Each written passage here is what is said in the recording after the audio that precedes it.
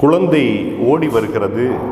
தன்னுடைய தாயிடம், அம்மா எனக்கு பசிக்கிறது, மீனை கொடு என்று கேட்டால் அவள் பாம்பை கொடுப்பாளா?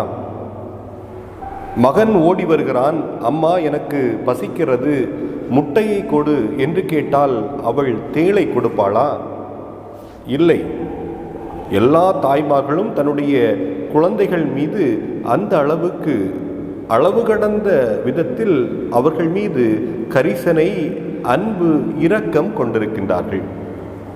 இந்த உலகத்தில் இருக்கக்கூடிய தாயே அப்படி இருக்கிறாள் என்றால், நம்மை படைத்து பராமரித்து பாதுகாத்து அரவணைத்து ஒவ்வொரு நாளும் நம்மை கண்ணின்மணி போல பாதுகாத்து வழிநடத்தி வருகிறாரே, அந்த கடவுள் நம்மீது எந்த அளவுக்கு அன்பு கொண்டிருப்பார் என்பதை நாம் அறிந்து கொள்ள வேண்டாமா? நாம் கண் அயர்ந்து தூங்கலாம், ஆனால் நம்மை படைத்த கடவுள் கண் அயர்ந்து தூங்க மாட்டார். எனவேதான் கேளுங்கள் உங்களுக்கு கொடுக்கப்படும், தட்டுங்கள் உங்களுக்கு திறக்கப்படும், தேடுங்கள் நீங்கள் கண்டடைவீர்கள். நாம் சரியாக இதுவரை கேட்கவில்லை என்று யோவான் நற்செய்தியாளர் 16ஆம் அதிகாரம் 23, 24 சொல்கிறார். நாம் கேட்கக்கூடியது சரியானது தானா, இந்த நேரத்தில் நமக்கு இது தேவைதானா என்பதை அறிந்து நாம் கேட்பதில்லை. 10 வயது குழந்தை ஓடி வந்து தன்னுடைய தந்தையிடம், அப்பா எனக்கு அந்த கார் பிடித்திருக்கிறது, எனவே அதை வாங்கித்தா என்று கேட்டால் தந்தை வாங்கி கொடுப்பாரா? இல்லை, அவர் தாமதிப்பார். உனக்கென்று ஒரு நேரம் வர வேண்டும், அந்த நேரம் வந்த பிறகு நான் உனக்கு தருவேன் என்று தான் சொல்வார்.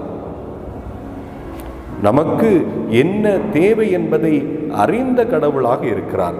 எனவேதான் இஸ்ராயேல் மக்களுக்கு தக்க நேரத்தில் என்னென்ன தேவையோ அவற்றையெல்லாம் கடவுள் கொடுத்து கொண்டே இருந்தார். மனிதர்கள் பாவம் செய்யக்கூடியவர்கள், மனிதர்கள் பலவீனவர்கள், மனிதர்கள் கீழே விழக்கூடியவர்கள், உடையக்கூடிய உடைந்து போன பாத்திரமாக இருக்கக்கூடியவன் தான் மனிதன். அந்த மனிதன் கடவுளை தேடி வர வேண்டும். அவன் தேடி வருகிறான். தேடி வருகின்ற பொழுது கடவுள் அவனுக்கு தேவையான எல்லா உதவிகளையும் செய்கிறார். அன்புக்குரியவர்களே, நம்மை ஆழமாக சிந்தித்து பார்க்கின்ற பொழுது மனிதர்கள் பாவம் செய்து கொண்டே இருக்கின்றார்கள்.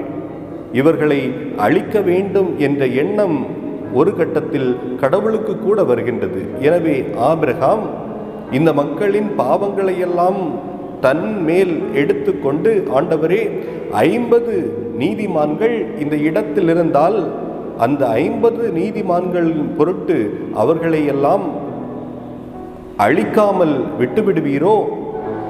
ஆண்டவர் ஆம் என்று சொல்கிறார். ஆனால் ஆபிரகாம் அங்கே பார்க்கிற பொழுது 50 நீதிமான்கள் இல்லை.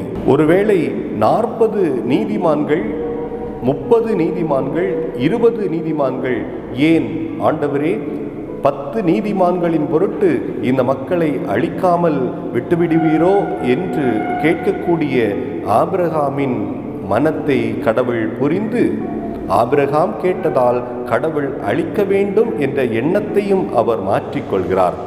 மனிதன் கேட்டால் நிச்சயம் கடவுள் கொடுப்பார். சோதோம் கொமோராவுக்கு வரவிருந்த அழிவை ஆண்டவர் அதை அவர்களுக்கு கொடுக்கவில்லை.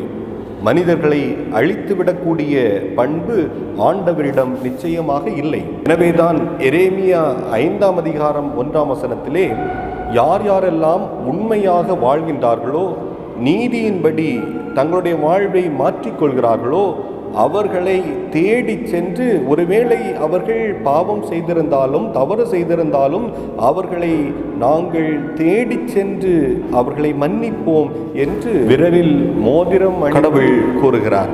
விளையாட்டு திடலில் விளையாடி கொண்டிருந்த அந்த குழந்தை பார்க்கிறது, ஐயோ என் கையில் இருந்த மோதிரத்தை காணவில்லையே, அங்குமிங்குமாக தேடுகிறது. தன்னுடைய தாயை அவள் அழைத்து வருகிறாள். தேடுகிறார்கள், கிடைக்கவில்லை. இறுதியில் தன்னுடைய நம்பிக்கை எல்லாம் போய்விட்டது. ஒரு மோதிரம் போனால் என்ன என்று சொல்லக்கூடிய அளவிற்கு தன்னுடைய நம்பிக்கையெல்லாம் இழந்து அவள் நடக்கிறாள். இருப்பினும் அந்த குழந்தையானது சொல்கிறது, நான் இந்த இடத்தில் தான் ஓடி வந்தேன், ஒருவேளை இந்த இடத்தில் தான் அது விழுந்திருக்க கூடும், நிச்சயமாக எனக்கு கிடைக்கும், காத்திருந்து நாம் தேடுவோம். தேடினார்கள், தேடிக்கொண்டே இருந்தார்கள். இறுதியில் அந்த மோதிரம் அவர்களுக்கு கிடைத்தது. அன்புக்குரியவர்களே, நாம் கேட்கிறோம், நாம் தட்டுகிறோம், ஆனால் சரியான கிடைக்கும் என்ற ஒரு நம்பிக்கையோடு தேடுகிறோமா என்றால் நிச்சயம் இல்லை. நான் கேட்டுக்கொண்டே இருக்கிறேன், கதவை தட்டிக்கொண்டே இருக்கிறேன், திறக்கவில்லையே என்று விரக்தியோடு தான் செல்கிறோம். இரவு வேளையில் மனிதன் ஒருவன் எதிர்பாராத விதமாக ஒரு வீட்டை தட்டுகிறான், தட்டிக்கொண்டே இருக்கிறான். ஏனென்றால் அவனுக்கு தெரியும், பசியாக இருக்கிறது, மீண்டும் பாதுகாப்பு இல்லை, இந்த வீட்டில் இடம் கிடைத்தால் சற்று நேரம் இரவு நேரத்தில் தூங்கிவிட்டு பாதுகாப்பாக செல்லலாமே என்று தொடர்ந்து தட்டிக்கொண்டே இருக்கிறான்.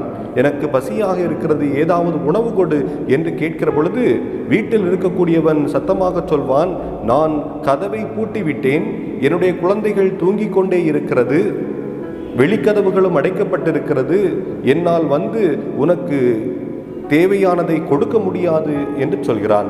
இருப்பினும் அவன் தட்டிக்கொண்டே இருக்கிறான். இறுதியில் என்ன நடந்தது? தொல்லையின் பொருட்டாவது, என்னை தொந்தரவு செய்கிறானே என்பதன் பொருட்டாவது வந்து எனக்கு உதவி செய்வான் என்ற எண்ணம் வெளியிலிருந்து தட்டக்கூடியவனுக்கு இருந்தது. வருகிறான், உதவி செய்கிறான். அன்புக்குரியவர்களே, நாம் கேட்கின்ற பொழுது தொடர்ந்து கேட்க வேண்டும், தட்டுகின்ற பொழுது தொடர்ந்து தட்டிக்கொண்டே இருக்க வேண்டும். நம்பிக்கையை இழக்கக்கூடாது. எந்த சூழல் வந்தாலும் எனக்கு கிடைக்கும் என்ற உளமார்ந்த நம்பிக்கை நமக்கு வேண்டும். எனவேதான் ஒரு தாய் தன்னுடைய குழந்தையை அன்பு செய்வதை விட நம்மை படைத்த கடவுள் நம்மீது அளவு கடந்த அன்பை கொண்டிருக்கிறார் என்பதை நாம் மறக்கக்கூடாது. எனவேதான் பாவம் செய்து விட்டோம், பாவ வாழ்வில் உழன்று கொண்டிருக்கின்றோம், பாவச்சேற்றில் உழன்று நம் வாழ்வை கெடுத்து கொண்டிருக்கிறோம் என்பதை கடவுள் காண்கிறார். திருமுழுக்கின் வழியாக நம்மை தேடி வந்து நம்முடைய பாவங்களை எல்லாம் அவரே மன்னிக்கிறார். ஏனென்றால் அவர் நம்மை மீட்கக்கூடிய கடவுள். அவர் பொறுமையோடு இருக்கிறார், இரக்கத்தோடு இருக்கிறார், அன்போடு இருக்கிறார், பேரன்போடு நம்மை தேடி வருகிறார். அப்படி நம்மை தேடி வரக்கூடிய கடவுளிடம் கேட்போம், கேட்டுக்கொண்டே இருப்போம். அவர் மனக்கதவை தட்டுவோம், தட்டிக்கொண்டே இருப்போம். அவர் நிச்சயமாக நமக்கு திறந்து கொடுப்பார். நாம் கேட்பதை விட அதிகமாக நமக்கு கொடுப்பார். பல நேரங்களில் நம்மிடம் வரக்கூடிய கேள்விகள் என்ன? நான் கேட்கிறேன், கேட்டேன், கிடைக்கவில்லை, நம்பிக்கை இழந்து தவிக்கிறோம். தொடர்ந்து கேளுங்கள். நாம் சரியாக கேட்பதில்லை. நாம் கடவுளிடம் என்ன தேவை என்பதை நம் மனதின் ஆழத்திலிருந்து கேட்பதில்லை என்று சொல்வதை நாம் பார்க்கிறோம். எனவே அன்புக்குரியவர்களே, இன்றைய நாள் நமக்கு தரக்கூடிய பாடம், நாம் கேட்போம், கேட்டுக்கொண்டே இருப்போம், தட்டுவோம், தட்டிக்கொண்டே இருப்போம். கடவுள் நிச்சயம் நமக்கு எல்லாவற்றையும் தருவார். அன்பை பொழியக்கூடிய கடவுள் நிச்சயமாக அன்பை நமக்கும் தருவார். கடவுளின் இரக்கம் எப்படிப்பட்ட இரக்கம் என்று பார்க்கிற பொழுது மனிதன் விவரிக்க முடியாத அளவிற்கு கடவுள் நம் மீது இரக்கம் கொண்டிருக்கிறார். அவருடைய அன்பிலிருந்து நமக்கு எல்லாம் கிடைக்கும் என்ற மேலான நம்பிக்கையோடு இந்த நாளை நாம் தொடர்வோம்.